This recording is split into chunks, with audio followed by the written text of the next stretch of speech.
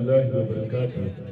میں نے آپ کے سامنے قرآن پاک کی چند آیت کی تلاوت کی گئی جس میں اللہ رب العزت کتاب مبین یعنی قرآن کی قسم کھا کر فرما رہے ہیں ہم نے اس کو برکت والی رات میں اتارا ہے، اس رات میں ہر عمر محکم کا فیصلہ کیا جاتا ہے۔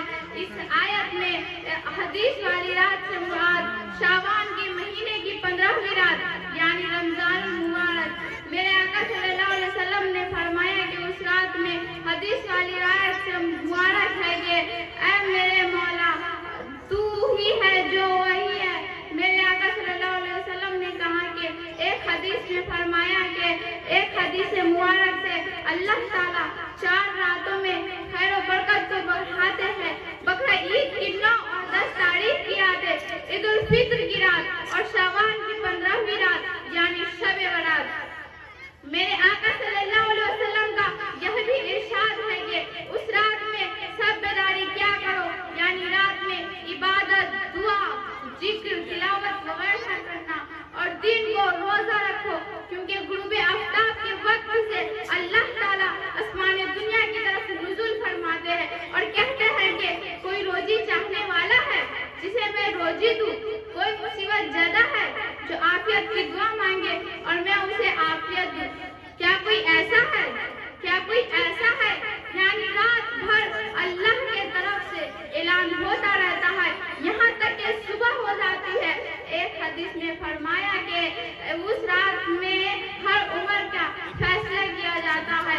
ایک حدیث میں یہ بھی فرمایا کہ اس رات میں پورے اندر مرنے والے اور پیدا ہونے ہر بچے کا نام لکھا جاتا ہے۔ بندوں کے اعمال اللہ کے بارگاہ میں پیش کیے جاتے ہیں، اس لیے اس رات کو زیادہ سے زیادہ عبادت اور اپنی گناہوں پر توبہ کرنی چاہیے کیونکہ ایک روایت میں آیا کہ اللہ تعالیٰ اس رات میں اپنی سارے مخلوق کی مغفرت فرما دیتا ہے سوائے چند لوگوں کی جو یہ ہے مشرک یعنی کسی کو اللہ کے برابر ماننے والا، چغل خور، کینہ رکھنے والا، ظالم، شرابی، ماں باپ کی نافرمانی کرنے والا۔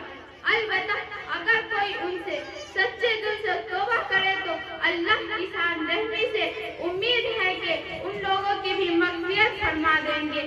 اس لیے اس رات کا نام شب برات رکھا گیا یعنی نجات والی رات۔ اس رات میں قبروں کی بھی زیارت کرنی چاہیے اور وہاں جا کر اپنی موت کو یاد کرنی چاہیے اور ہمارے جو بھائی ہم سے پہلے قبروں میں پہنچ چکے ہیں ان کو ایسے ثواب اور ان کی مغفرت کی دعا کرنی چاہیے۔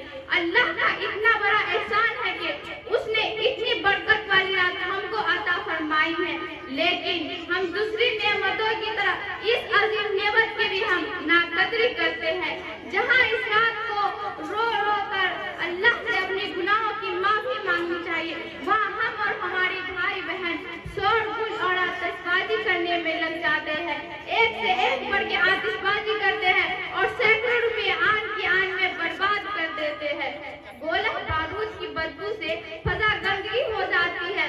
اس رات کو اگر کوئی اللہ کا بندہ بھی عبادت ہوتا ہے اور خود اپنی عبادت کا نقصان تو ہوتا ہی ہے، اس کے علاوہ آتش بازی سے اکثر چلنے مرنے کے حادثات بھی ہو جایا کرتے ہیں۔ اللہ ہماری ساری غلطی کوتاہی کو معاف فرمائے۔